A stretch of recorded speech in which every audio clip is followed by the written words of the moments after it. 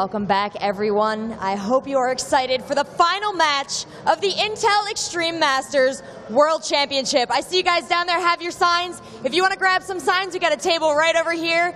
We have two incredible players, both from Team LGIM. So please help me welcome the first of the two, LGIM first.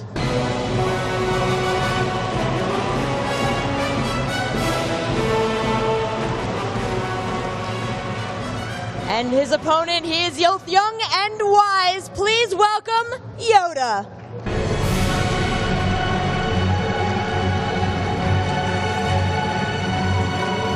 Gentlemen, the time for talking is over. As I don't have a translator for you. So, I just want you to shake hands. And we're going to get these games started. We have our analysis on the desk. That's Jurosar, Harsem, and QXC. Guys, take it away.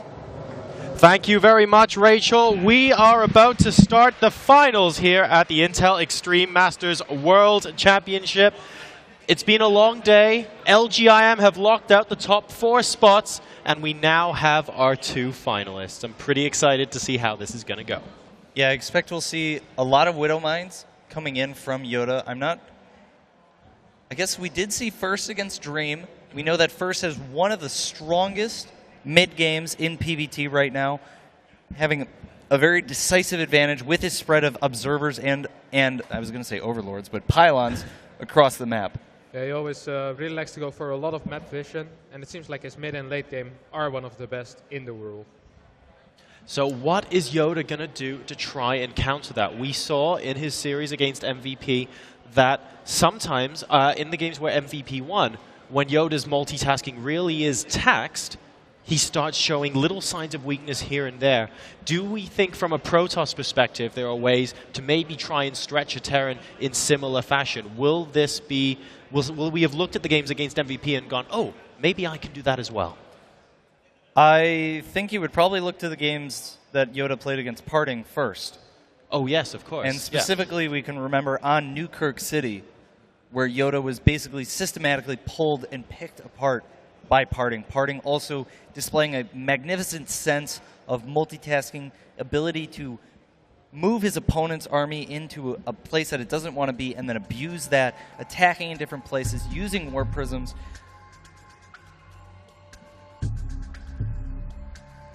Yeah. Using warp prisms. Yeah. We did see YoDa.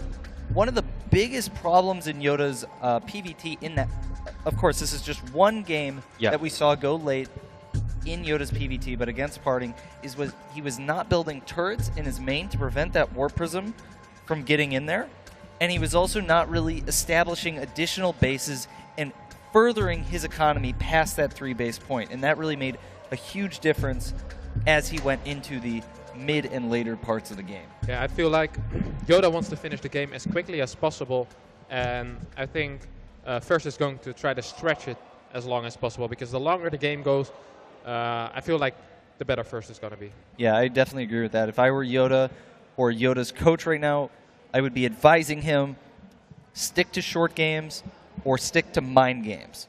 Yeah. If you're always going for proxies and one base all-ins, cutting SCVs, things like that, then your opponent can start to predict your moves a little bit too easily.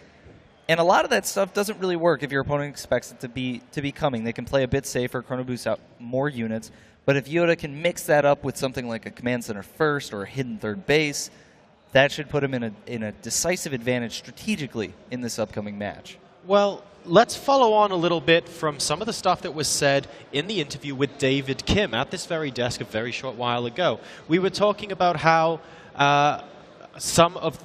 each race has its own strengths and weaknesses, and that the way the game balance is designed is such that one race might have a little bit of an advantage at certain points of the game, other races might have a little bit of advantage at later points. Do we think that this fits in well with the way these two players play? The advantages we see Terran having, are they definitely a lot more suited to sort of early game pushes where YoDa's trying to finish the game early? I'm not really sure I agree with that. And I'm not really sure that I agree that that's the reason that these players play this way. I've seen a lot of Terrans play very good late-game TVP. Yep. And again, we haven't seen much of YoDa, but what we have seen in late-game PvT has not looked particularly impressive. No, his command centers were really late. Yep. No fourth, no additional command centers, just very low eco all around. If, going off of what David Kim said, I guess sometimes it feels like Terran may be a bit harder in the late game, but I think that may be more of a strategic thing rather than simply like there's something about it. It's just usually when you play Protoss, you go into the late game, you make a lot of gateways, you put pylons all over the map, and then you harass with Warp Prisms and Zealot run-bys. And usually it feels like it's a little more complicated with Terran because they do not have that kind of very low economy production mechanism out across the map, and so it's much harder to control space. But at the same time, you have things like mass orbital commands, trading down SCVs, almost infinite scans once you get 8 to 10 orbital commands. It's just a very different way to play the late game.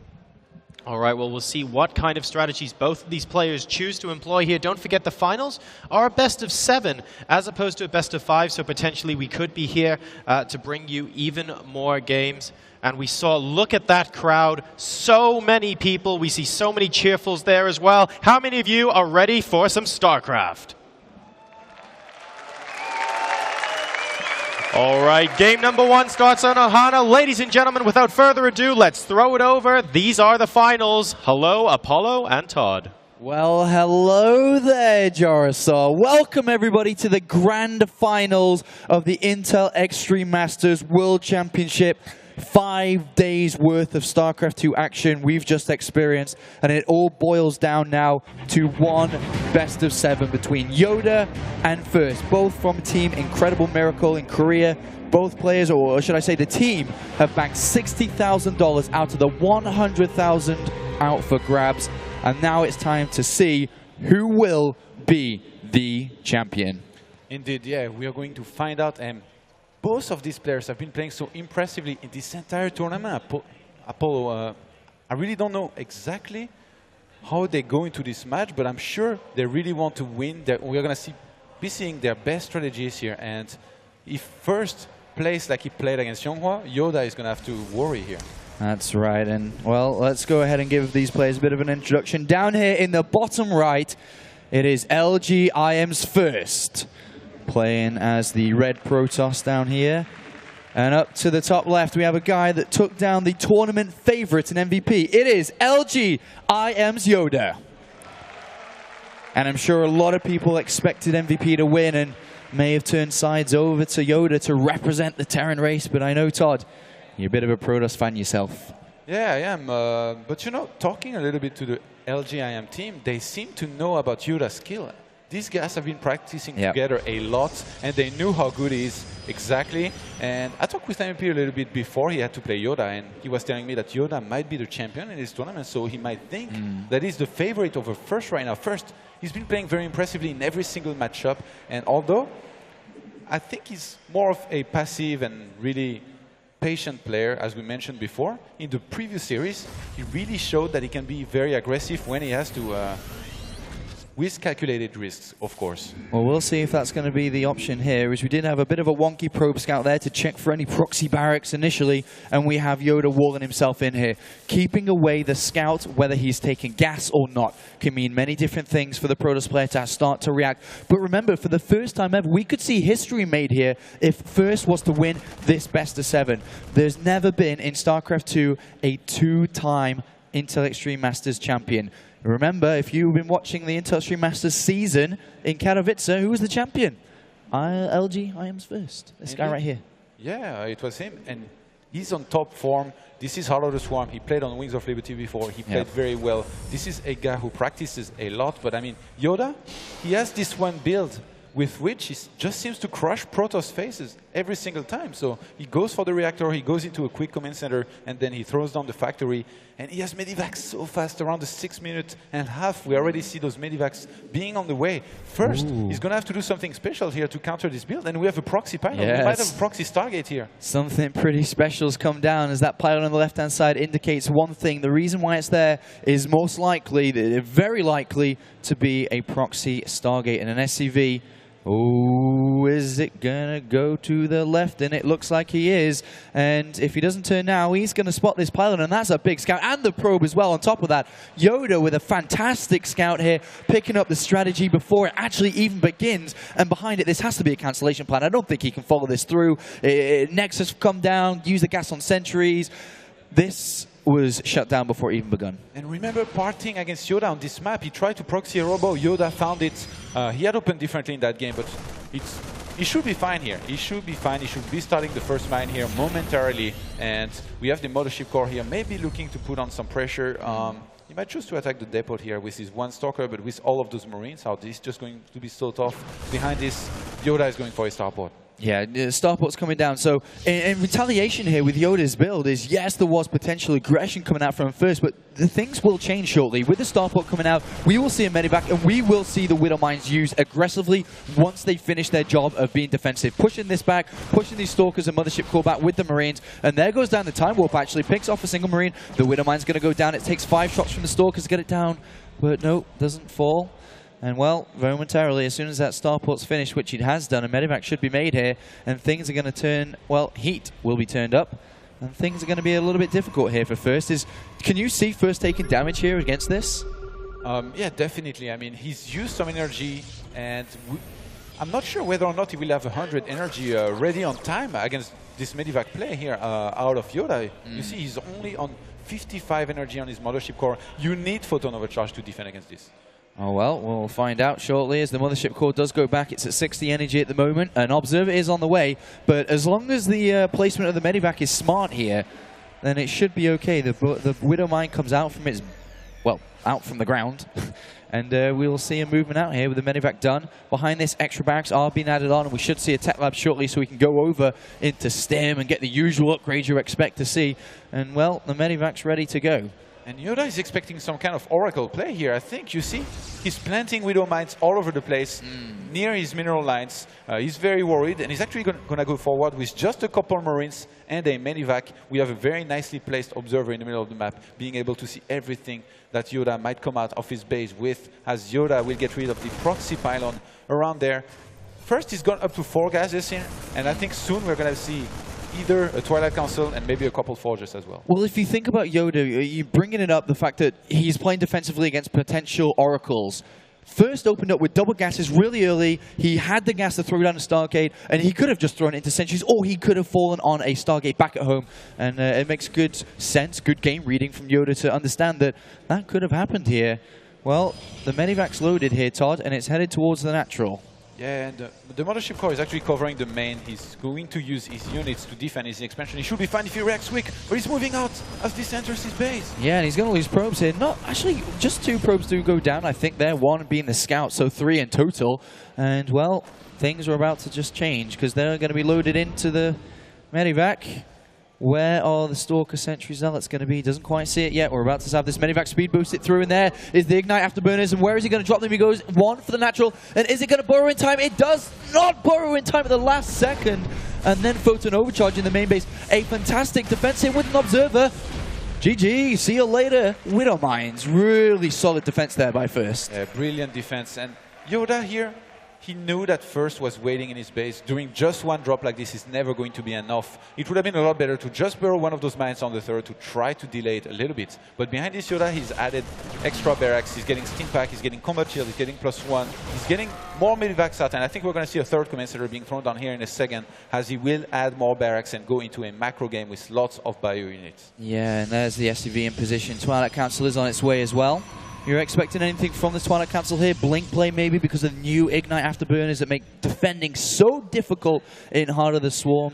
You think that could be the option for the early Twilight Council? I think we are only going to see 1 Colossi or 2, and then behind this, Blink or Charge and heavy upgrades. But his forge position scares me here. I mean, if he gets dropped, this is gonna get sniped immediately, as we do see a Zealot trying to get maybe some harassing done here by killing the SCV. Yes, it is going to be able to get it. And the Observer first, getting so much info. He's actually only got one Observer out on the map doing some scouting, and he has the other one near his natural so that he can see anything coming. Yep, and it will be taken out here.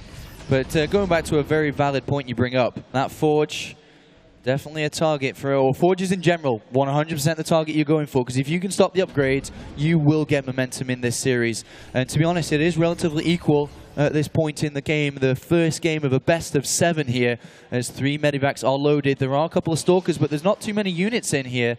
He does decide to turn around, though, upon being spotted, upon being scouted, and may look for a different approach. But third command center is on its way. For every second that ticks by here, you know, First would ideally like to be getting down his own Nexus, but the problem is the drops. Yeah, First is getting Thermal Lance. I really thought this was going to be a fake Colossi, but no.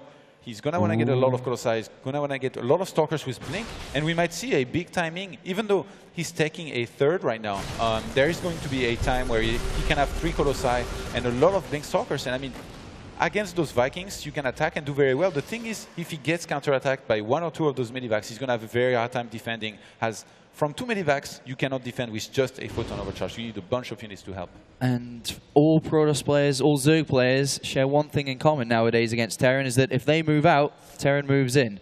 And we'll see that as we do have a bit of units moving out, and it looks like here comes the movement in. Is he going to speed boost in? He is, but these Stalkers have Blink. Remember, he's got to be super careful, especially considering one medivac there was on the low health at the front, but another drop comes in towards the third base. A pylon is going to go down here to stop reinforcements. 2 Colossus make their way over there. This becomes a bit of a difficult time here for Protoss to start defending all over the place, and the Nexus there will be fine as the Colossus do tread back and push this drop away. And look at the income there, 66 SCVs and a lot of mules to 61 probes. Yeah, and YoDa playing it very safe here. I mean, he dropped those units in the third. He chose not to go for the Nexus. He knew probably the units were close enough to prevent that from happening. So he just got a pylon, and in the same time, his 3 medivacs on the top right-hand side, they picked off another pylon. And this is going to supply block First here for a second, who saw this coming. He threw down 3 pylons, but he's taking 2 Templars a little bit too late here. Ooh, where are these units going? They're actually leaving, but they come back at the same time. Double drops coming in again on the third and inside the main base. That Forge, a big target here.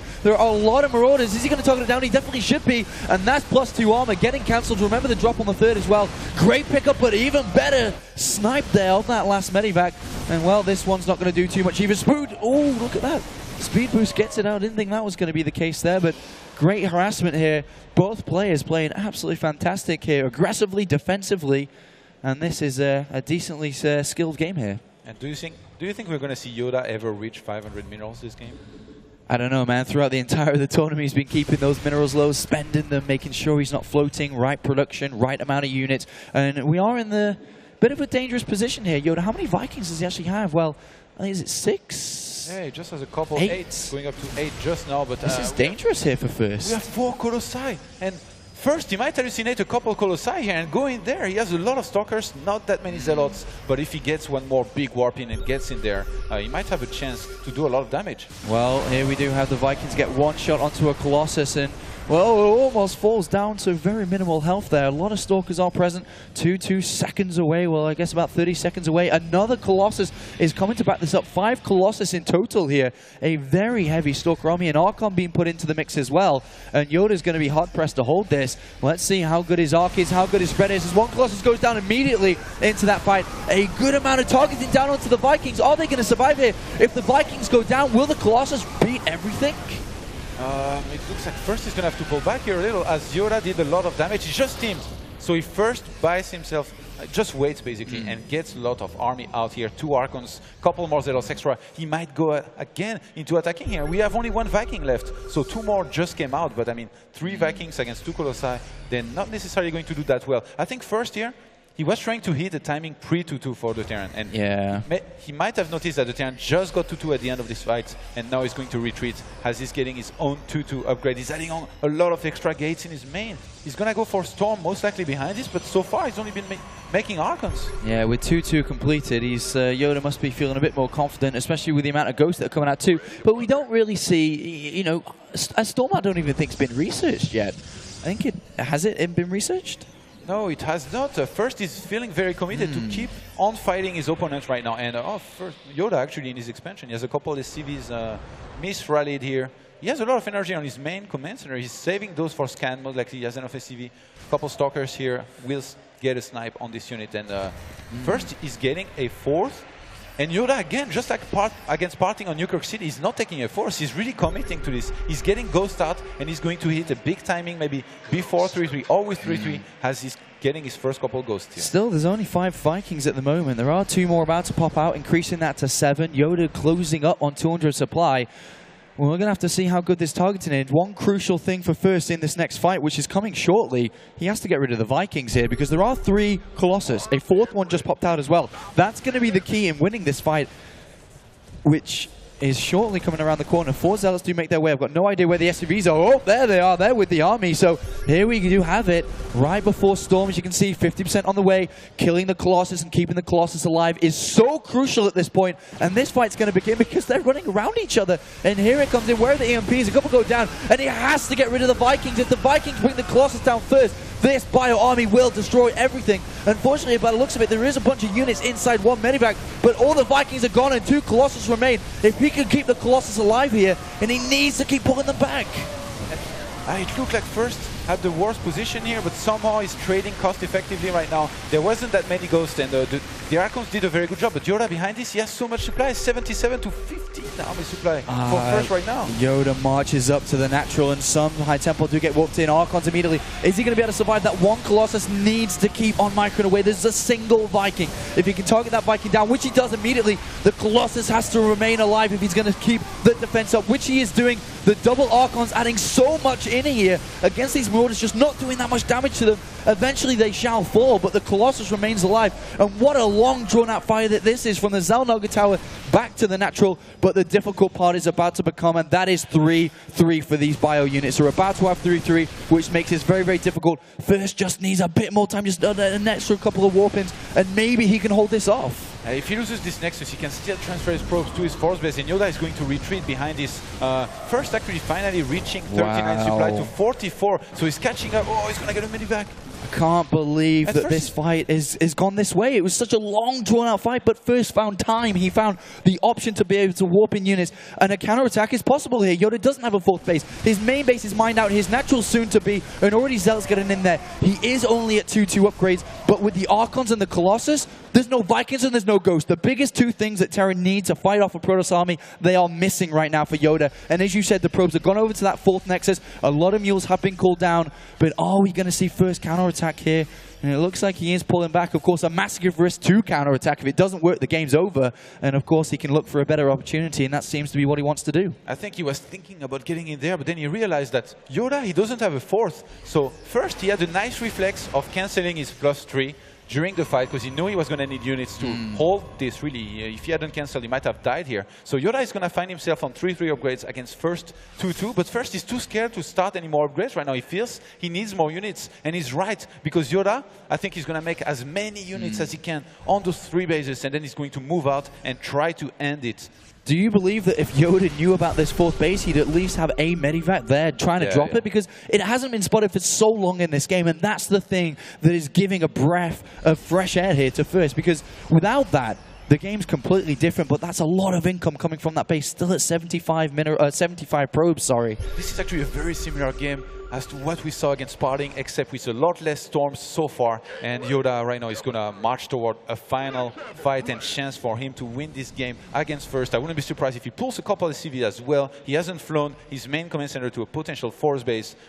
He's just about to attack here, I think. Remember, anything is possible. YoDa does have a bigger army in terms of supply by about 20, and it's all going to come down to the Ghost EMPing the right units, getting rid of those Templars, sniping them if need be, and the Vikings landing the crucial hits onto these Colossus. Let's have a look, because there are High Templar on the high ground to the left-hand side, and that could be used for flanking this army. A couple of good storms will win the game here for First, and after that sick hole, what a good win it would be. A couple of High Templar get picked off on the top here without really doing anything, and let's have a look at this fight. as it's about to unfold here. The high Templar on the natural do get shut down. He needs to bait the EMPs here. Oh, he's just going to go for it. He's going to go for it, and the Zealots get right in there. The Vikings bring down the Colossus. Oh, a decent storm there. And look at the amount of units, and YoDa is dropping in supply. But the thing is, there's still so much Bioforce there on front of our screens. More and more units getting in. We need some high tempo. I think there's one coming from the left-hand side here, and that needs to be a good storm if he's going to hit it. And look at that split, avoiding the storms there. YoDa knows how dangerous that was going to be. And with the Colossus going down at the same time here, and a couple of medevacs remaining, does that fourth base on the left-hand side give enough money, give enough time for First to still hold on to this? More units are being walked in. It looks like these high tempo are going to go in. The army supply is 33 right now for 67 to YoDa. And it looks like First is just going to fall here. There's just too much for YoDa. All of his units are red. One more storm is all he needed. But his Templar died with 72 energy. Yeah, and this fight looks to be going in favor of YoDa. Look at all these low health units. So the Archon's one-shotting a lot of them. Probes are being pulled off. Remember, these are 3-3 units. A couple of medevacs do survive. First is throwing everything. A Colossus has found its way out, but unfortunately for that guy, 3 Vikings do remain. Feedback coming down. Everything First can do. He's throwing everything at him to try and bring this game down, but down falls the Nexus on the natural. A couple more Zealots. Another Archon is getting warped in, but it's not going to be enough now. These units are healing too fast, and with the great kiting from YoDa, it looks like he's going to be able to pick up game number 1 here as that Archon moves down and immediately gets shot up. And what a fantastic game number 1 to the Intel Extreme Masters World Championship here. Good game called. And YoDa takes game number 1. A crazy back and forth game there between teammates and friends. It was awfully close. I mean, we had 6 Ghosts against 6 Templars, I believe, in the end. And in the end, just YoDa being able to make it work. I think that big fight where he still had the Colossi could have gone very differently, had him microed differently, and really spread out his Templars. But YoDa, strong push, it worked this time. It might not again. We're going to see if he tries again. I think one of my personal things about that game, before we head over to the analysis, is that a lot of the times in StarCraft 2, you can look at a fight before it begins and usually predict the winner quite easily. But the fights, the micro, the control, the splitting, everything was there, which made it very unpredictable in which way it was going to go down. And seeing that level of control at the finals here, it was absolutely amazing for me. And any closing thoughts before we head over to analysis? I think you said it best. All right, man. Let's head over to analysis with Jorosaw, QXE, and Harston. Game number 1, very back and forth there between those 2 players, but all the way back at the beginning. Let's not forget how it started. The proxy pylon getting scouted very early on from YoDa there. Yeah, pretty lucky move. I'm not actually sure that proxy pylon was going to be something, but once it was scouted, before you even put anything down, there's really not much point to doing that. Yeah, I felt like it was going to be a Stargate. He had double gas, 3 guys in gas each, so, and he even sent a probe there, so I think he wanted to build a Stargate. Yep.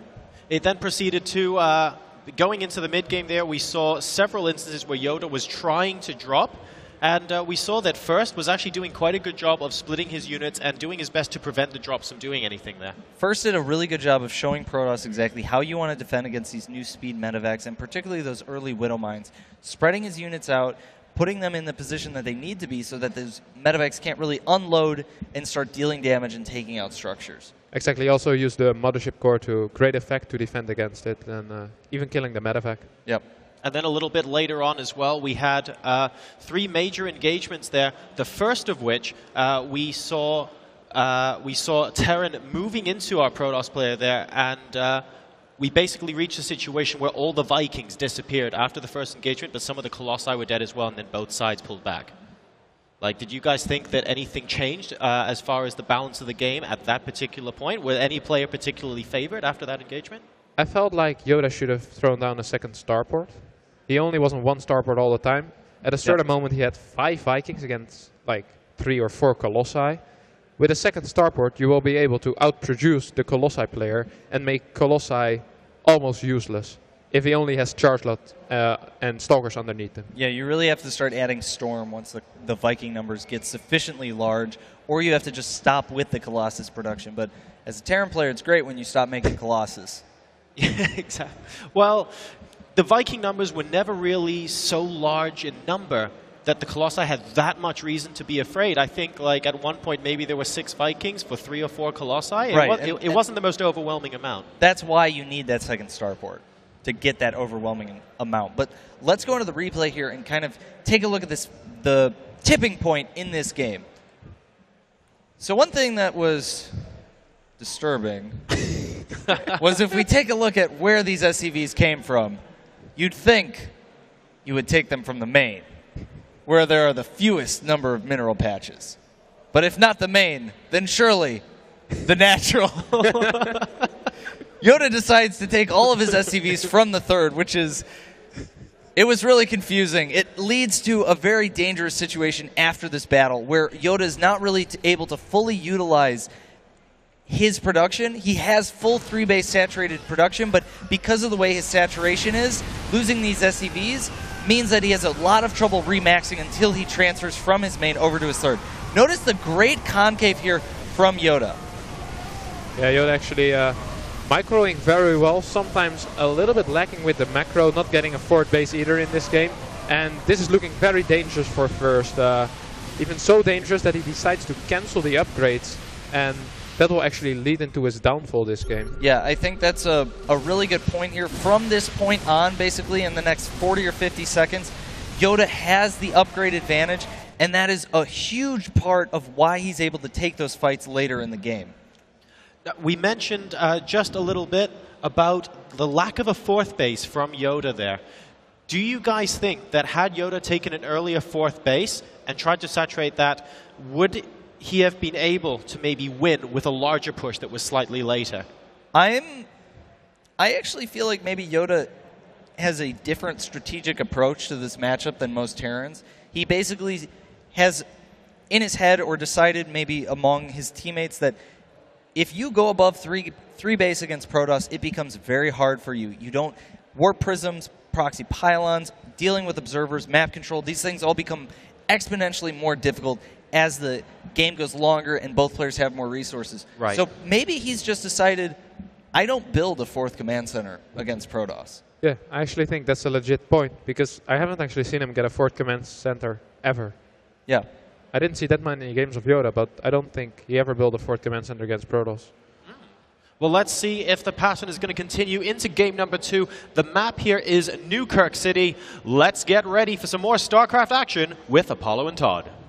Thank you very much, guys. And I'd just like to repeat this one more time for everyone out there. Remember, YoDa, coming into this tournament, is a replacement for a player that dropped out last minute, and he's in the grand finals. He's winning game number 1. YoDa has always been this kind of guy that's been floating in between Code S and Code A in the GSL in Korea. And as of recently, the biggest kind of result he had outside of Korea was when he placed 5th to 8th. Top 8 in IEM Katowice, and now he is in the top grand finals here at the Intel Extreme Masters World Championship and is leading 1-0. And it's about time to jump in to game number 2 between these two players. As you see on screen, first having a very successful 2012 as well, with major results coming in at MLG. A 3rd and a 4th place, a 2nd place at Arenas, and then of course towards the end of it, the beginning of this year, the 1st place at that IEM Katowice tournament. But here we are, down in the bottom left, spawning as the red Protoss. It is LG IEM first. And his opponent currently leading 1-0 in this best of 7. It is LG IEM YoDa. All right, Apollo, I got a question for you. Hit me. If YoDa goes on to win these grand finals and pockets himself the $30,000, how long will it take for him to spend it?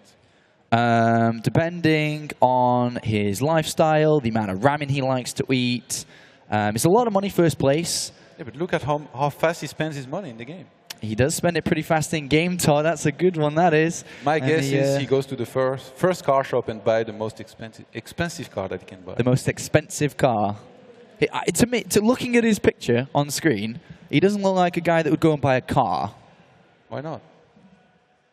I think he's a guy that would go to the club, get a table, a bottle of vodka. For 30,000, you can get a lot of those. He can get a lot of those in Korea.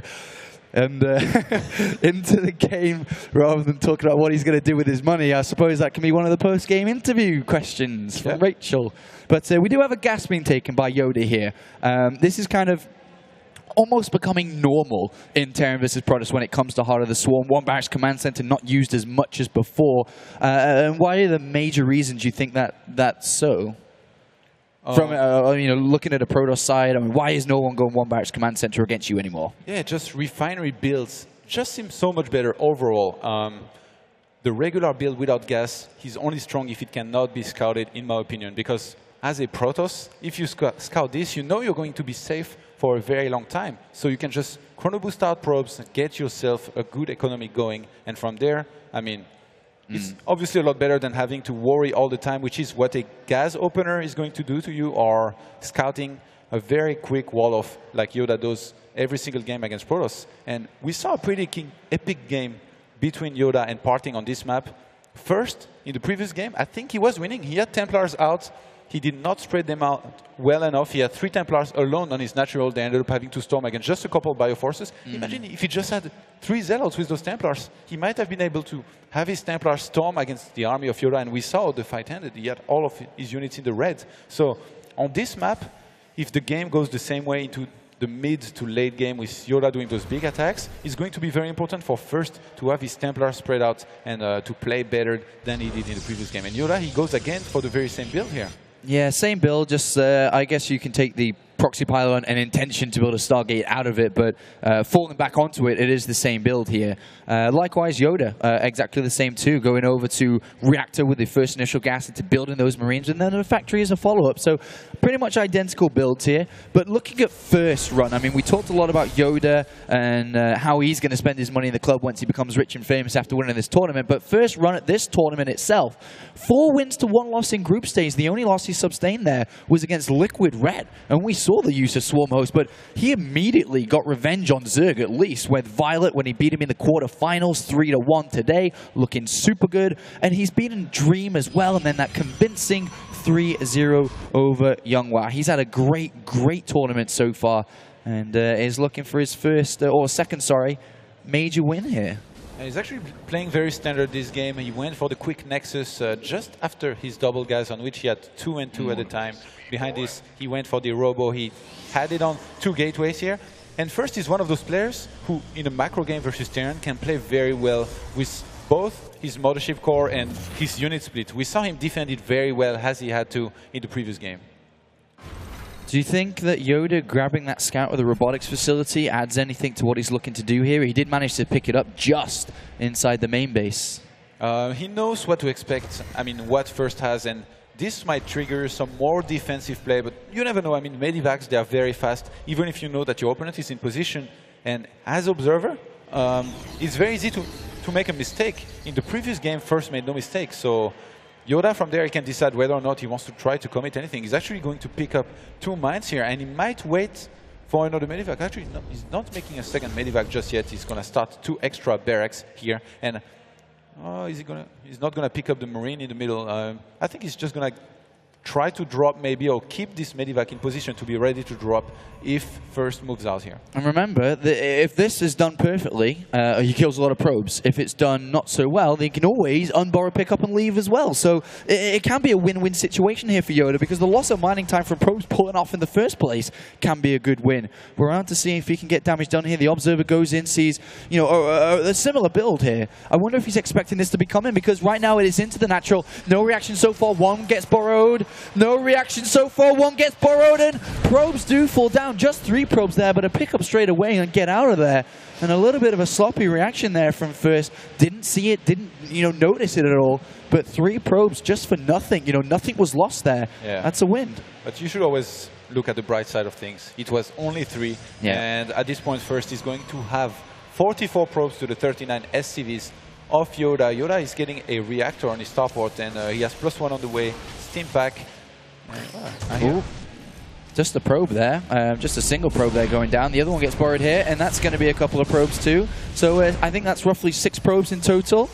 And first he's having a hard time reacting very quickly to this. I think he thought he could see the whole way. Oh, we have another drop in the main. Yeah, another drop in the main, and he is looking to pick off that pylon. He's going to turn around and fight a sentry, picks off a sentry, and a second one almost. No, he's going to just get out of there. 1 Marine even picks up that 1 Marine there right at the end. And a lot of pressure coming out from IEM YoDa, or LG's IEM YoDa, and lots of pressure, different angles. The drop comes in again down here. Used to the Ignite afterburners from these minivacs, causing a bit of a headache here for First, looking to defend in multiple areas. Meanwhile, YoDa throwing down that third base after killing 9 probes now.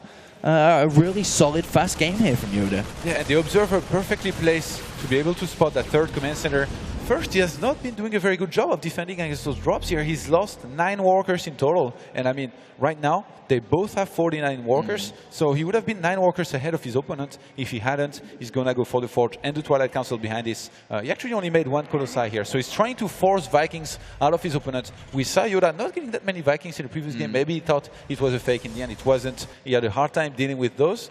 But in this game, if he overcommits to Vikings, I guess First will be pretty happy as he does go for the ground armor level 1 and charge. Yeah, we'll see how this is going to work out, but looking, as another probe does fall there, looking at YoDa's build, his structure, his infrastructure, he's made 0 mistakes so far. With all this harassment going on at the same time, he hasn't got supply blocked, he hasn't forgotten to add on the barracks at the right time, and the next thing for his, for all of his build to make sense would be for the second engineering bay and armory to begin in the next 30 seconds or so, and as I say it, there's the armory, and the second engineering base should be following it as well, and there it is as well, and that's looking great for him. Everything's working out perfectly, and as you said, First has made some mistakes in his defense, and we're about to see if that's going to happen again as Scan goes down on the natural, revealing where the army is.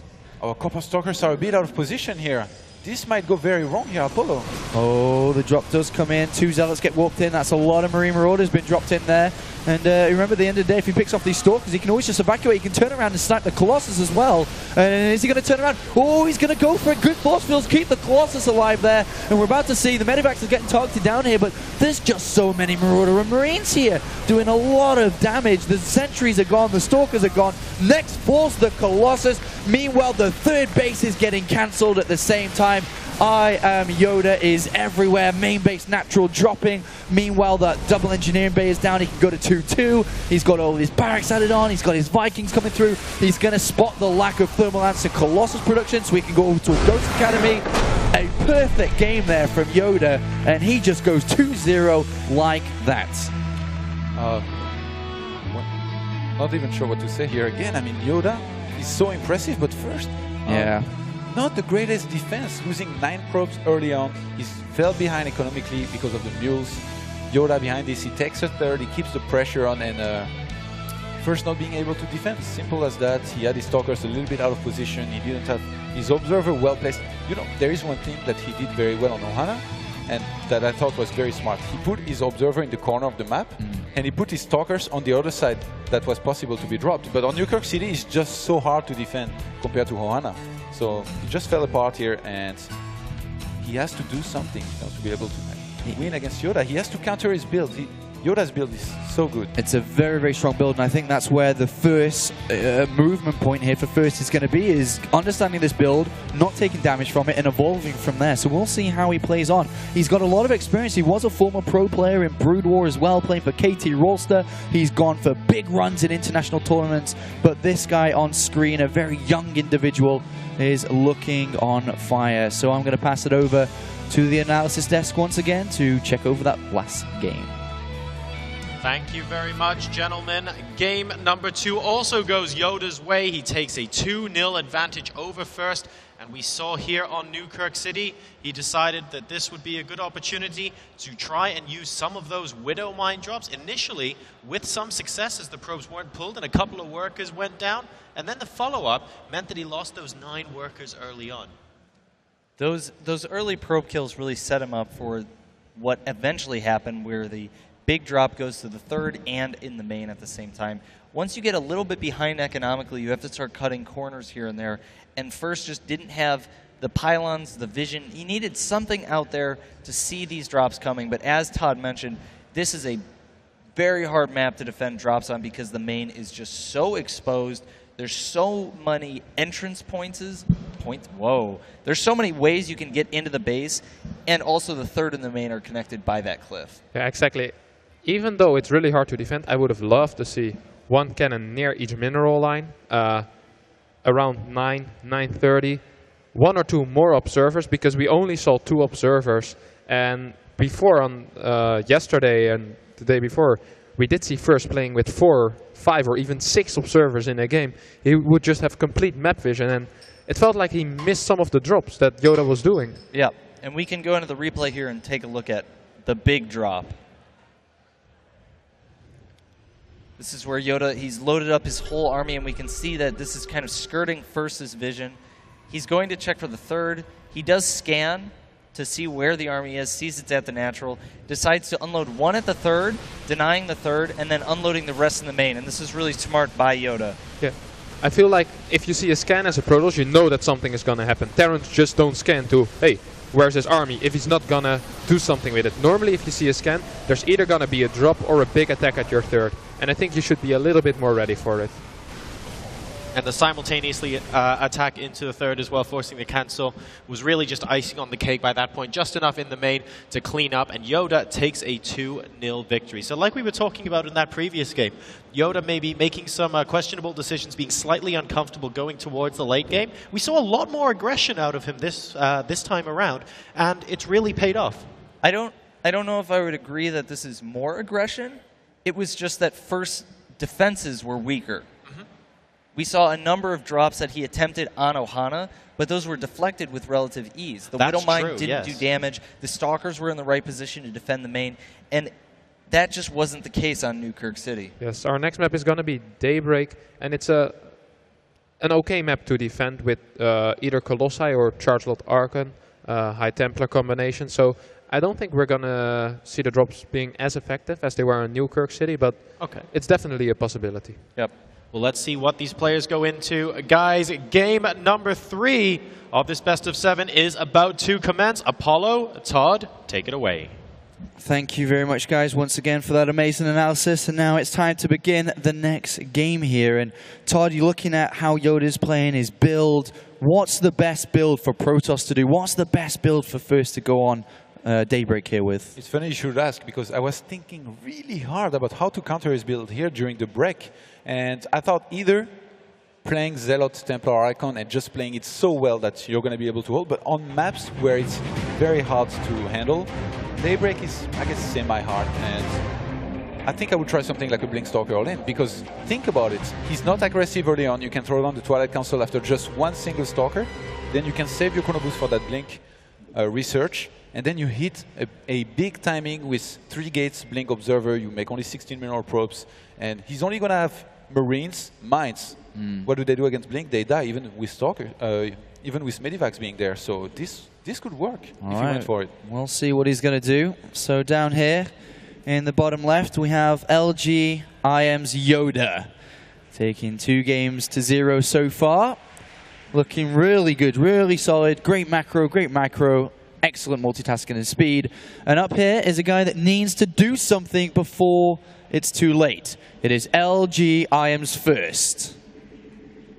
And we'll see what he can do here. Todd, as you said, there's an option for him to think about. I wonder if the coach is even allowed to come in to say anything to either one of them, because it'd be considered favoritism. Yeah, his favorite. Do you think he has a favorite? Yes. Well, MVP probably. MVP. It's definitely MVP. MVP's the favorite.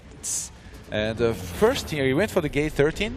He was going to go for a scout behind this, but then he realized, wait, this guy always walls off early on. I don't need to go scout. I'm not going to be able to see anything, so he's going to stay in his base. He's going for the double assimilator, whereas YoDa is going for the same build once again. Yeah, I don't think he should change it. It's given him such great success. Unless we see First pick apart this build, why would he change it? And I think if that does happen, then we may see some adaptation from YoDa and changing things around, starting to play mind games. But picking up 2 games in a row with the same build, it could easily happen again. Over in First build, though, only 2 guys in each gas for the time being, and with double assimilators on the way and this SCV going in there, what do you think the information that YoDa is going to pick up from this? Well, it's very different if you're playing against 1 or 2 gases. You have to play very differently. But YoDa, I mean, his build is good against everything, so it's not going to matter all that much. He's just going to know about what the possibility of his opponent are. Other than that, I still think he's going to go for the quick command center, followed by factory and add on some mines. But if he's up against 2 gas, we've seen him before expecting some kind of Oracle play and playing more defensively, basically leaving a couple mines in his main and expansion to defend against this Oracle, potential Oracle auras. Well, there is a proxy pylon out in the middle of the map. Oh, and this one is to spot the medivacs coming in, actually. I do This is only that? Yeah. Okay. It's not, you're almost never going to proxy something here. So if there is a medivac coming into his main, he's going to be able to spot it a lot of the time. You can do it on the other side of the map as well. And we do have a Mothership core on the way here. Sentry being made, and expansion coming down in a second. And with that Sentry being made, that's of course pylon isn't going to be used. But look at that. YoDa knows all, they say. And he spots that pylon. Knows that for the same reason that you just said, is that it will be used for spotting. But I'm pretty sure, was the Marine spotted when it... No, I don't think so. Because I don't think it was, right? Yeah. Because if the Marine wasn't spotted and because he didn't fire on it, he just left around, then he can just go around that pylon knowing it's there. Yeah. And you could think that First may think he's safe from this direction if the Marine wasn't spotted, which I think it wasn't. So excellent point, Apollo. And we have First going for his targets. I'm pretty sure this is going to be Oracle. And this is going to be late Oracle, but you know YoDa? He's going to put his mines in his mineral lines if he thinks there might be Oracle. And after some time, he's going to move them. So if First times this well, you know what First could do? He went for 2 sentries. He could use hallucination to send false Oracles into the mineral line, and then YoDa would be like, well, I'm ready for this. The mines blow up, and then he thinks, well, they either blow up or something else happens, and then he ends up moving his mines, and then the real Oracles come in. And YoDa is like, well, those were hallucinations earlier, so those are going to be hallucinations again. Guess what? You lost 15 SCVs. Well, the SCV gets in there, sees extra gateways. Good points brought up there, Todd. And what's going to be made from this Stargate? As it's now finished, there is Oracle #1. We'll see if he does what you say would be a very smart thing to do. Do you know what I think would be also very good? We see it. Oh, Hallucinated Oracle. Oh, look who's getting all smiley and stuff on the caster desk right now. That's Todd over here. Smart man indeed. I think what would be a nice follow-up, do you think a nice follow-up would be maybe Phoenixes behind this too? A couple of Phoenixes expecting this Medivac to come out to shut down the Medivac and Widow Mines before they get in. But let's see this #mind game play out here. There it is displayed. It's done. The Widow Mine shoots off exactly as you called it. The SCVs got hurt out of this. Ooh, look at that. And let's see if the Widow Mine's picked up a move there, or whether not. So there's one on the natural as well, so it's going to depend on where the Oracles are going to go. Oh, that's so unfortunate. It looks like it will go in the expansion. I think a good thing to do here out of First would be to send another hallucinated Oracle into the main and then follow it up with the real Oracle. But he's actually going to try to time it so that both Oracles hit each mineral line at the same time, as we have a Medivac about to drop in the main of First. He has his Mothership core in position, ready to photon overcharge here. Yeah, he is. He's going to have to. He does it immediately here, and it starts targeting down the Medivac, as well as 2 Stalkers and 2 Sentries that pop in. But unfortunately for First, this hasn't worked out as he maybe have hoped, as the Widow Mine is still there. And this could be quite deadly. There's another Oracle here. Let's see if he can... Uh-oh, the Oracle goes in. It's one SCV. Boom, dead. And, well, the second mine is in there, which I think it got both. Yeah, it got both. We didn't see it, but it got both there. I think he might have killed 2 SCVs before that, because we have a total of 4 SCV kills so far in this game. So YoDa is going to try to drop into the expansion, but we have no detection out on the map right now for First. He has an observer on the way. He has to be careful. This might be disastrous if again he loses a couple of probes. All right, well, let's see as this Medivac is going to boost its way in, and is it going to drop immediately there? The Widow Mine does go down and unborrows itself and gets back into the Medivac. Remember, with this build, the robotics facility was rather late, so we didn't have an observer in place there, but we do have Double Forge coming down. And you have to, commend YoDa on his defense against those 2 Oracles, which could have ended the game there. Both Widow Mines picked up both kills in both of the mineral lines, and he's got himself a bit of a supply lead here while taking a 3rd base, which has, not been scouted, not been read upon at all. And imagine if YoDa had done the move you mentioned earlier, had gone over this pylon and dropped in the main earlier. There was no detection left already, pretty much for First. He didn't have detection just yet, so this could have done a lot of damage. And First, I'm actually surprised. He's playing very well, he has good mechanics, but he never leaves his units in his mineral lines. And against those drops, you really need to do that to be in position. Every time he has to move back and try to come and defend. Nice mine here. Yeah, nice active mines across the map. The observer has been spotted. Whether it's going to actually be picked off or not, it's seen everything, and it's making its way towards the 3rd. So it will be a complete successful scout from this observer. And we do have a lot of mines. Look at these mines and Marines spread across the map. The red dots on the minimap. There's a mine there by the Zalnoga Tower. Another one on the top of the ramp here. 2 Marines too. And there's a scan that does, by the looks of it, pick off the observer with the Widow Mine. just one remaining. But to be honest, I'm quite liking YoDa's position. He's got a lot of containment around the map with these Widow Mines. It's going to be very frustrating, and units will be lost for nothing in trade-off here. And first, finally throwing down a cannon in his main Hearthstone. I'm going to be pretty happy about that. His saturation, his expansion, he has a couple extra probes on the gas. Should definitely fix that soon. We do have a Twilight Council on the way as 1-1 is about to finish for first. I think he's going to go into Charge Lots and Templars behind this. But YoDa, in the meantime, he's going to go for 2-2, lots of bio, and I'm pretty sure we're going to see some big attacks again, as he does not seem to like to take a force base in this matchup. Well, because of the aggression that's come out from both sides, it is a little bit later than you would expect normally, but here comes the mid-game aggression. Double Medivacs onto the natural here, baited away the units of first were by that Medivac that were out by the ramp.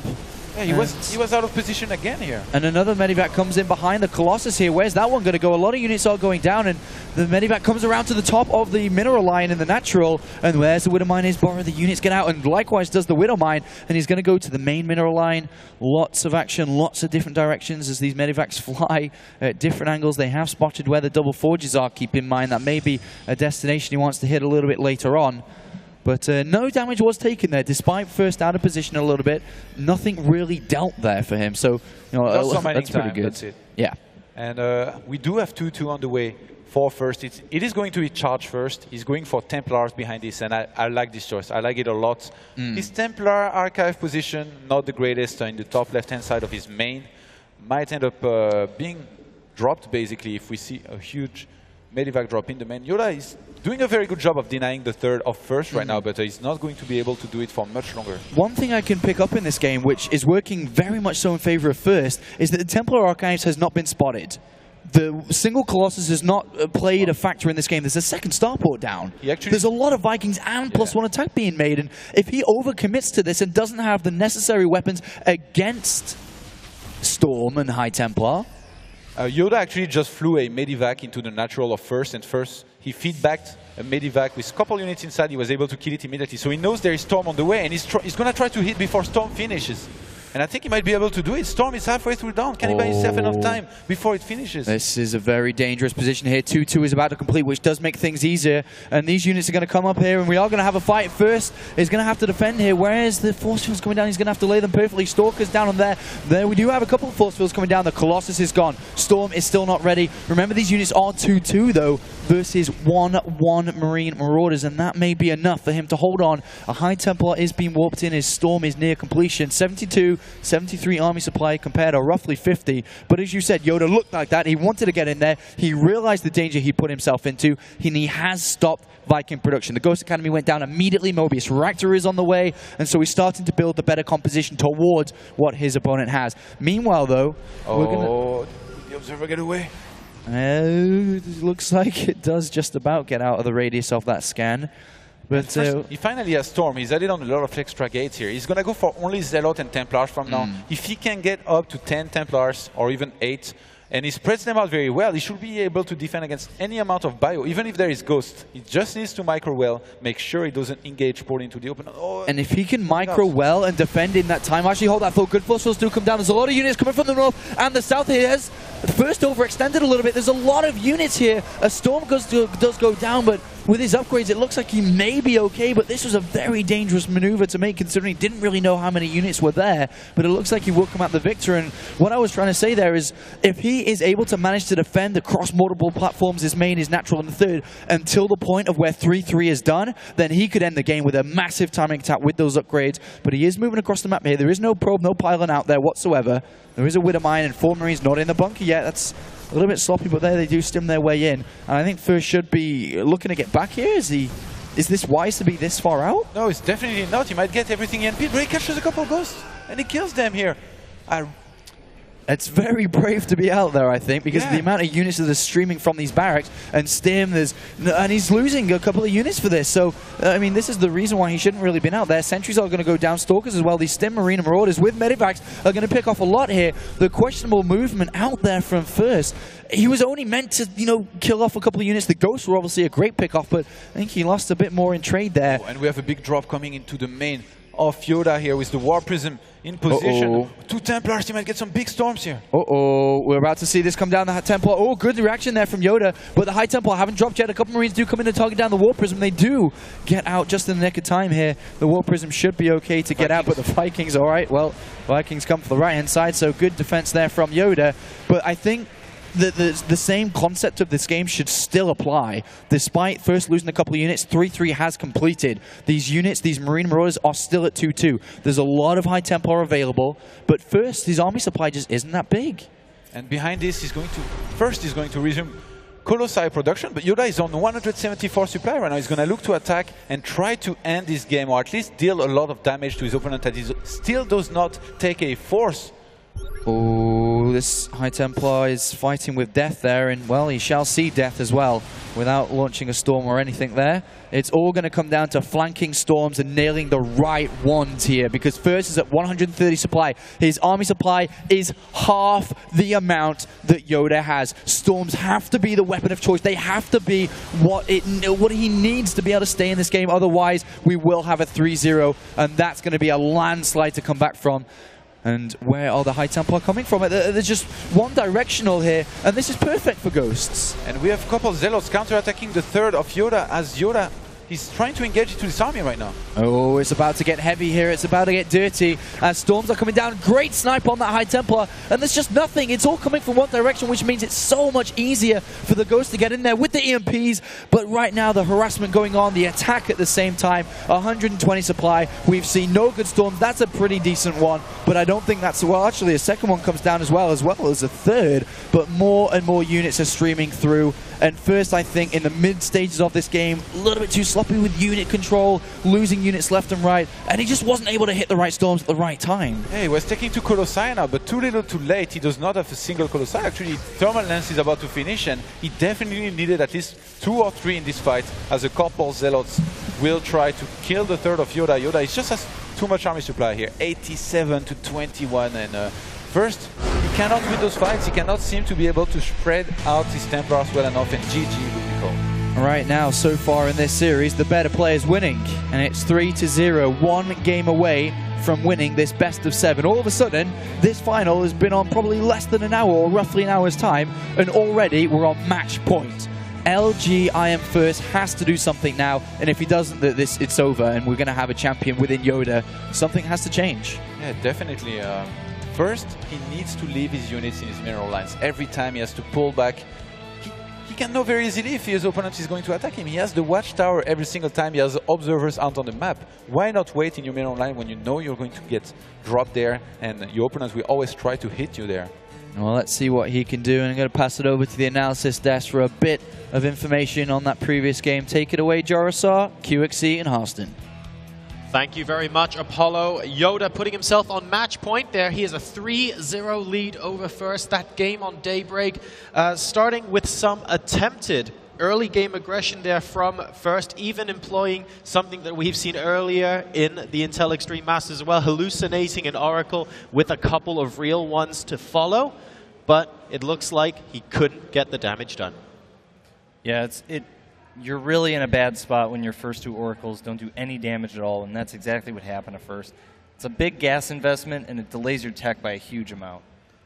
Yeah, exactly. I think it was a bit weird that he went with an Oracle into the main base, because he knew there was a Widowmine there. He saw it earlier with his hallucinated Oracle. Yep. We were talking, and we think that, or at least I think, that if he would have sent another hallucinated Oracle or a hallucinated Phoenix first into the main base to tank the Widowmine shot, then go with the 2 real Oracles into the main base to kill a lot of SCVs there, that actually would have been a move that would have at least been able to kill 5 or 6 SCVs, or if there would have been Marines, they would have killed the Marines. Yeah, that makes perfect sense. But the early game damage just wasn't there for First, and then YoDa tried his best to deal some in return. And real quick, going off that, I don't think First was really paying attention to the hallucination. He probably scouted, he saw whatever he wanted to see, went back to his base, the hallucination dies, and he didn't really recognize that it was a Widowmine that killed it, just thinking that, oh, it expired or the Marines killed it. But we're going to go a little bit further into this game and take a look at kind of the deciding couple of minutes here. Yeah, that's right. We're going to go into this replay now at approximately the 16-minute mark. And what we're going to see here is the first push from YoDa out into sort of the 4th/5th location, the offensive watchtower, and first response to that. So right now, YoDa's a bit ahead. His drops earlier on did a fairly significant amount of economic damage, carries that into a relatively significant supply lead at this point, but this engagement is just not quite what you want. Zealots do very well against Bio as long as they're able to close the distance and really do that damage. And so YoDa, even though he had kind of this nice concave, was allowing it was too spread out to the point where the Zealots were able to close the distance and really do their heavy damage output. Yeah, you can't micro 3 places at the same time. It's just not humanly possible.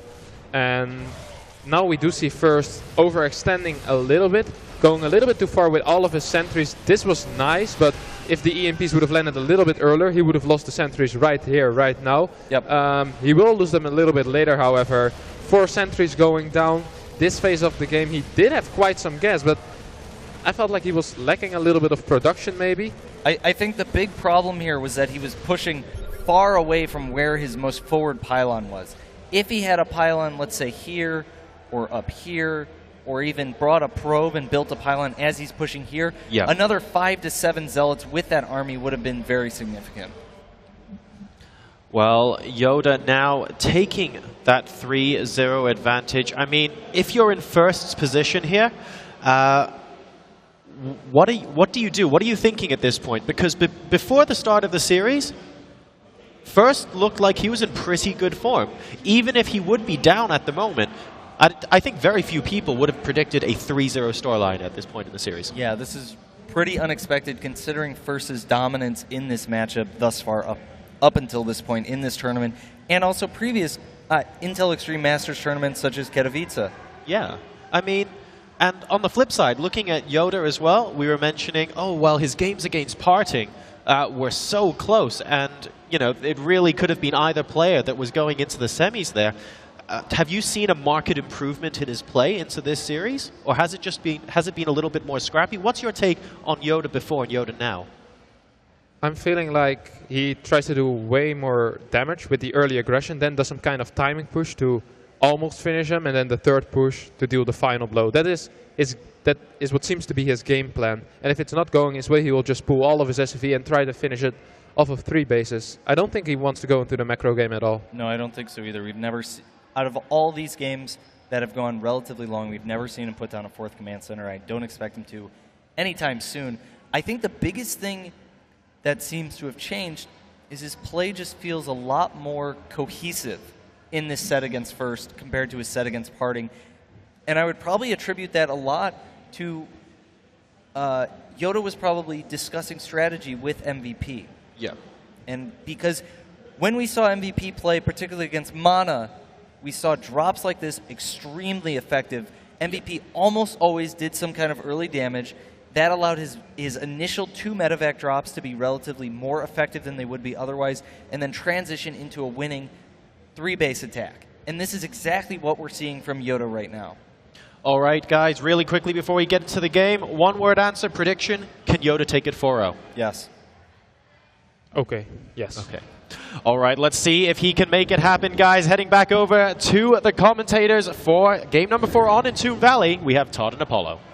Thank you very much once again, guys. Is $15,000 the difference between second and first place? First place grabbing $30,000, and of course 15 for second.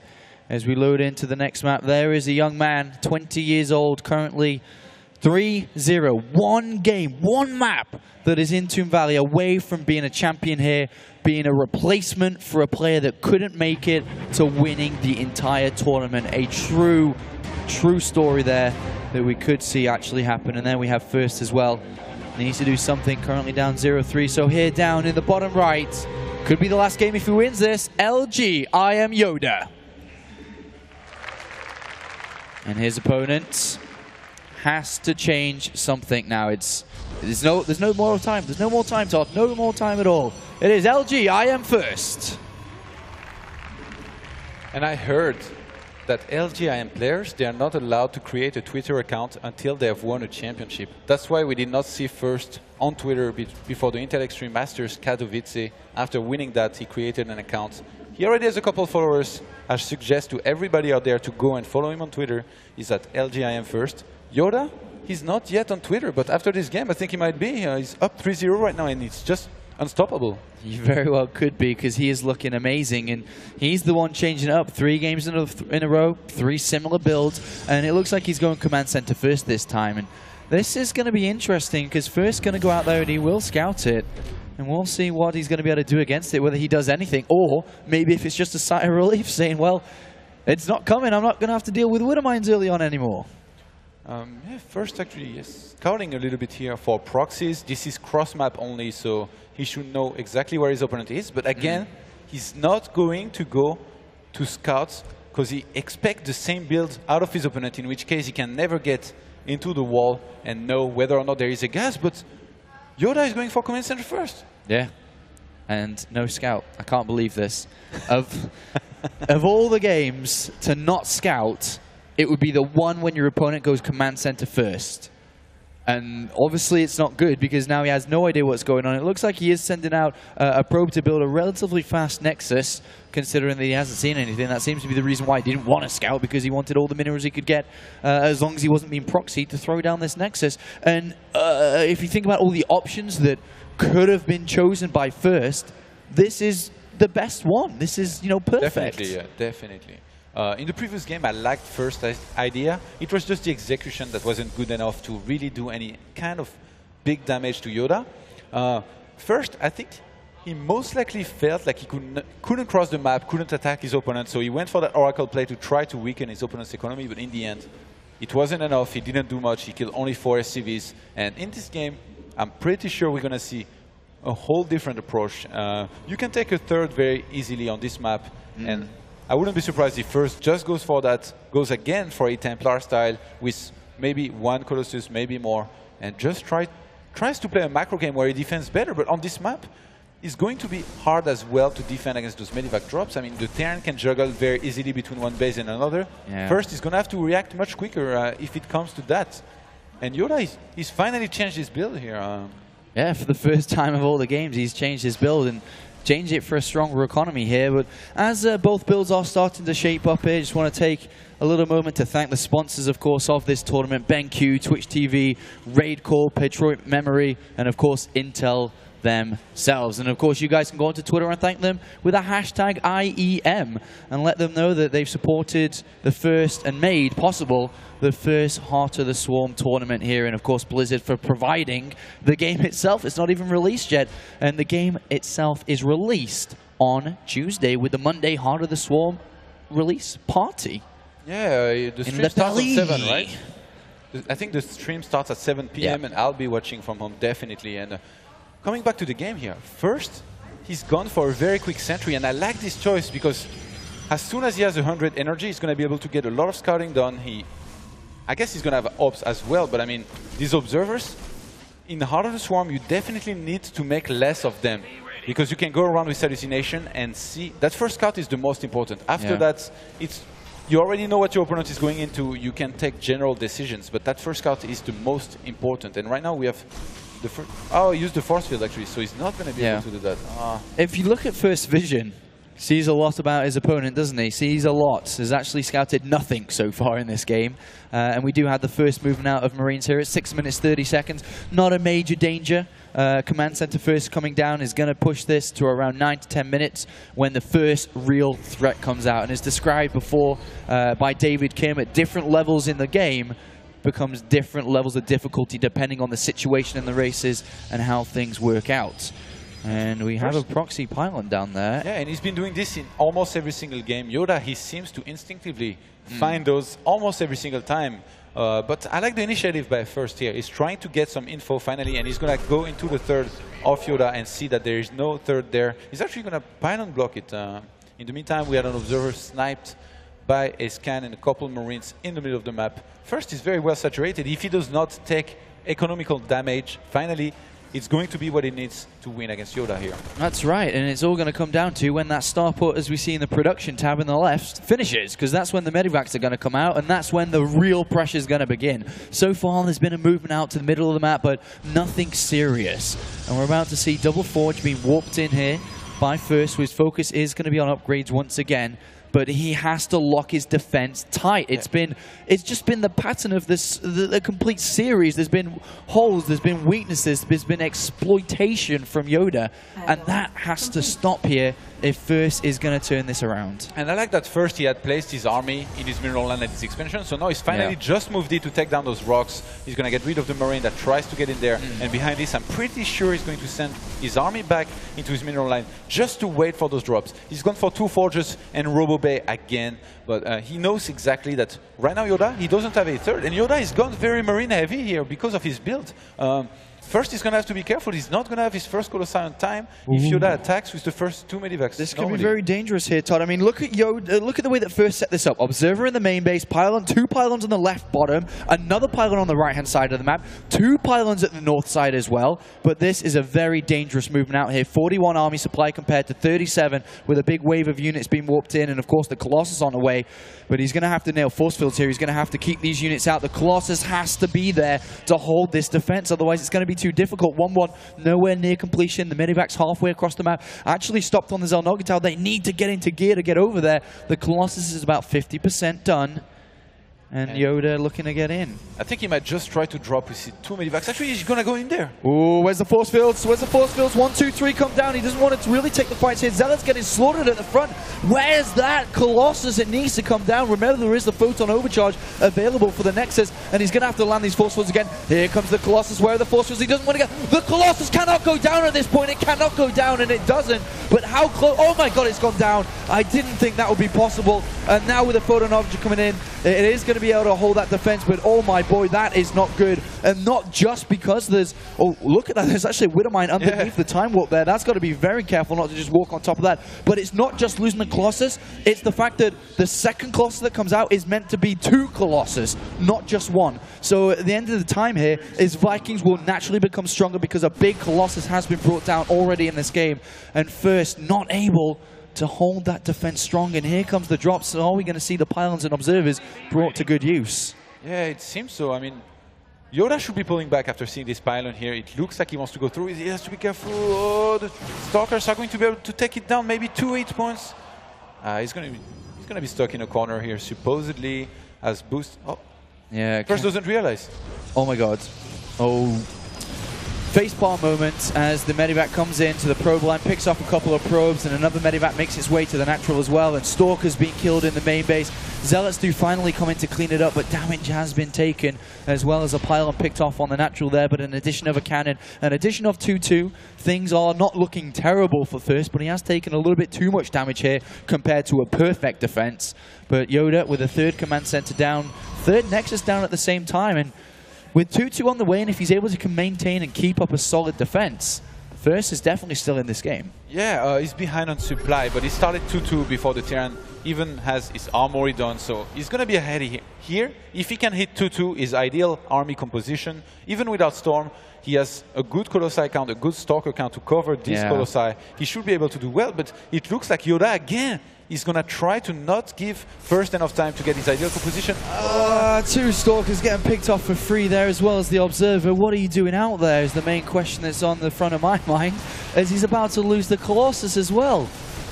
This is not good. Yeah, this is the worst time for First to fight. He's going to lose his first Colossi. He has 2-2 almost finished. Oh my gosh, as the Marines and Marauders come in, there's nothing, there's no High Templar. Here comes the Photon Overcharge. If he loses that Nexus, this very well could be over. The Zealots come in with their charges, try to hold the defense. Force fields just sporadically coming down here. I'm not sure if they're helping or hurting, but the amount of Zealots seems to be enough to hold this on. There is a drop inside the main base as well by the looks of it. Or Vikings coming in. And well, what is going on in this game? First is being ripped apart here by YoDa, who takes a 30 supply lead in this game. His 3rd is down, his 2-2 is on the way. And 2 armor just finished, 2 attack is on the way for First. It's about to finish. I think he's going to get a lot of Zealots and hits here. He has some proxy pylons near his opponent. He might choose to counter-attack before the Terran can complete 2-2. We have a couple of Vikings landing in the 3rd. I really think that First is going to go for it now. He knows He knows he has taken some damage. He's lost 9 probes in total. It's not that much, but it's still something. Supply depots are coming in to actually wall this off. They're not going to complete it all, and if they can get in there before the wall is complete. Here we go. The attack's going to take place. Remember, it's 2-2 versus 1-1. The Arc is better here for Terran if they take the high ground, but the Zealots get in charge. Who's already been used. Decent-ish force fields coming down, and the Zealots get in there as well as the Archons. The Vikings are landing. The SCVs are coming off as well, but the defense is good enough here from YoDa, and he pushes that back, and that was a lot of army supply. I don't even want to look at the army supply tab right now because it is one thing, and it is in favor of YoDa. 64 supply to 25, and the counter attack can come in and could end the game. Yeah, and YoDa's 2-2 is on the way. I think he should wait for it. He knows that first has almost nothing behind this. He knows that first attacked him with all he had, and with the army supply 76 to 33, YoDa is looking to seal the deal here and maybe win this championship. He may win this championship right here with the next attack coming in. There are a couple of High Templars. I need to have a quick look to see if they've got Storm. They do not. They do not, I repeat, have Storm, as Vikings do land. That's trying to pull his opponent out of position, and it's working indeed because the units go left, but the Marine and Marauders come up the ramp. No Storm, remember, and these High Templar are completely useless. I don't know if he thinks he has it or if he doesn't, but either way, the Marine Marauders are marching towards victory. Storm starts being researched a little bit too late in this game. More and more units are streaming in. We're about to have potentially an Intel Extreme Masters champion here, a guy that replaced another player who is now in the Grand Finals, winning 3-0 with units everywhere. The natural nexus falls, and units in the main, units on the third. YoDa is absolutely everywhere. He's about to ace a 4-0 here if this defense doesn't work. Still no Storm. Archons are falling, and this is it with 2-2 completed. GG! LG IEM YoDa completes the ace. 4 games to 0. A perfect finals for this guy, and he's now claimed his first championship in StarCraft 2, his first tournament in Heart of the Swarm, and his first victory. What was that? He tapped him on the shoulder. Tapped him on the shoulder and says GG, and well, First is not happy. There is your champion, LG IEM YoDa. A massive victory for this 20-year-old here as he goes and grabs that trophy. He doesn't wait for anybody to give it him, Todd. He goes and gets what's his. And what a massive, massive victory there for him. Like I said, his first big tournament, his first big win here at the World Championship of the Intel Extreme Masters. Well, well, well, I suppose we should hand it over to the analysis, I think, over there. And we'll get a couple of extra words. But there is your champion, LG IEM YoDa. Take it away, boys. We'll go to the main base. Thank you very much, guys. And YoDa takes a 4-0 victory in the finals of the Intel Extreme Masters World Championships. Game number 4 there. Let's talk a little bit about Entombed Valley. Finally, we see a switch up in build order. You know what the scariest part about that series was? What was that? Terran dominated so hard that I'm really worried. Why are you worried? About the patch. The impending patch that is now coming. We'll see about that. But YoDa's multitasking is on a whole nother level from First. And it was, you know, against MVP, they kind of were trading blows back and forth.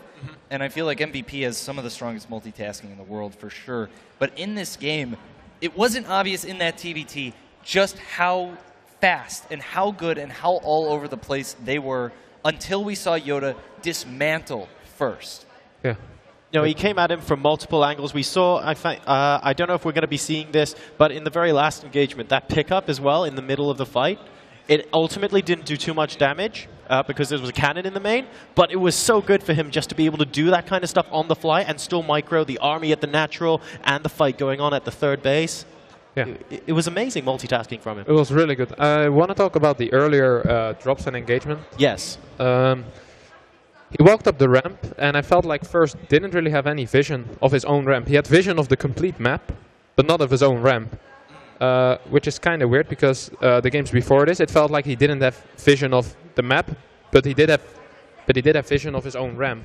Yeah. So he kind of switched it around, I guess. No, that's a great point, and actually that's the point in the replay we want to go in and take a look at. Let's hop straight in here around the 10 minutes and 15-second mark where we see that push up the ramp. So, yeah, it felt like First wasn't really prepared. Good force fields, and YoDa is doing quite a decent job. Colossi isn't out yet, so you can't really fight gateway units against bio units supported by Medivacs. However, he did kill quite a few gas units, few stalkers falling down, and he tries to go for the Colossi, actually does get it, and number of sentries falling as well. So this is the time that YoDa should back up, and he does. I think this is a really crucial point in the game where by sniping that one Colossus, killing a couple of sentries, leaving these other sentries with basically no energy left to force field, and also forcing the photon overcharge at the Nexus, you put the Protoss in a position where they are basically not going to be able to hit a timing for a long time. Yeah, and they also won't be able, you actually deny his right on the third base for the upcoming 1 or 2 minutes. He actually does need 1 or 2 Colossi, or a Colossi with more sentries with energy. All right, well, congratulations there for YoDa. He takes his first championship, I believe, first major championship in StarCraft, and the first major Heart of the Swarm championship as well. It remains for us to thank all of the sponsors here: Intel, BenQ, Patriot, Raidcall. Thank you very, very much for all of your support, and an extra big thank you to Blizzard for providing us with this unbelievably amazing game that you guys have got to watch all week here at the Intel Extreme Masters World Championship. For now, though, it's goodbye from the analysis desk. I am Jorisar, joined by QXC and Harstem. We hope you've enjoyed us. Where can people find you guys on Twitter? I'm at Harstem on Twitter. I'm QXC. Check me out at Cole_QXC. Check out my team's website, complexitygaming.com, and you can also find me on Facebook at QXC. And I am Jorisar. You can check me out at Facebook or Twitter at Jorisar. Thank you guys very much. It's been a fantastic week here at the analysis desk. But let's throw it over to the stage for Redeye and Rachel for the winner's ceremony here in Hanover, Germany. Thank you. Yes, thank you very much. Ladies and gentlemen, welcome to the Intel Extreme Masters World Championship. It is the closing ceremony and the awards presentation. First of all, please welcome to the stage Mr. Michael Blickards, Pro Gaming of ESL and Intel Extreme Masters. Michael Blickards.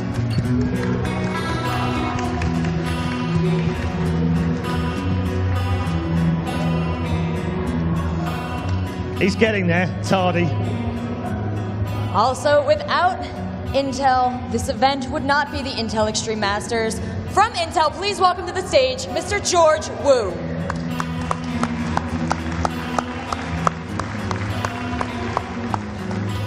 Okay, we also have the presentation for the MVP, the sick nerd baller. So please welcome to the stage Natalia from BenQ.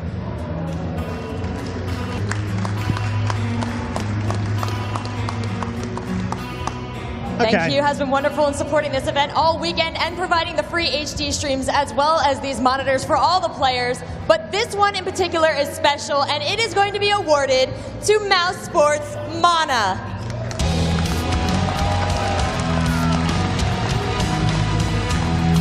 He is your sick nerd baller this event based on votes from the fans of Intel Extreme Masters. Congratulations, Mana. He also gets the hoodie, which will have his name on as well. Not quite yet, but it will. He's also supported by some gifts from Intel and from Patriot, as well as the unique monitor, courtesy of BenQ. Let's hear it one more time for the MVP, Mana.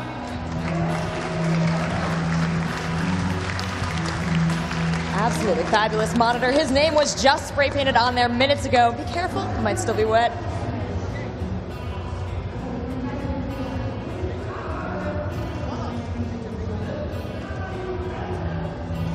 Thank you very much, BenQ. Thank you, Mana. Well done. Okay, we have a third, fourth playoff. Obviously, we don't have the third, fourth playoff here at the Intel Extreme Masters, so please welcome to the stage in third and fourth, it's MVP and Yonghwa.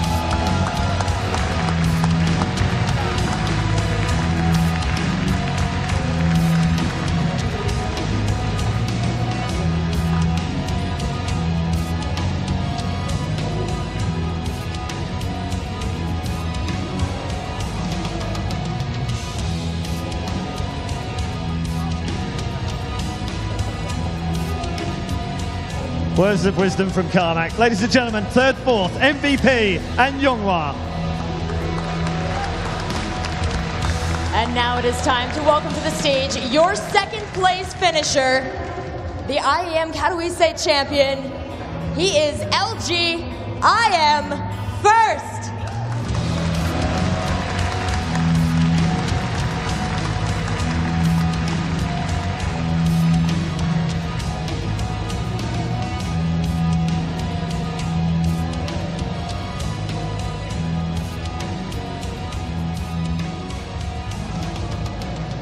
And the Intel Extreme Masters World Champion for 2013, it's YoDa!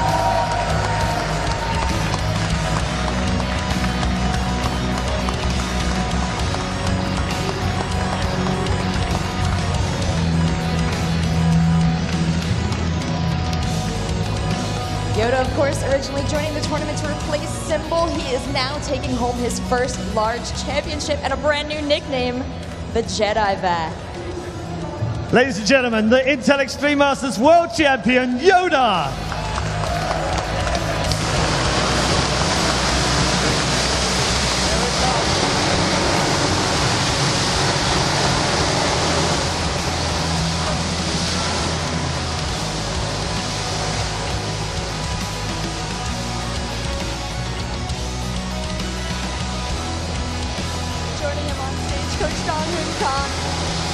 Proud coach of the top floor finishers.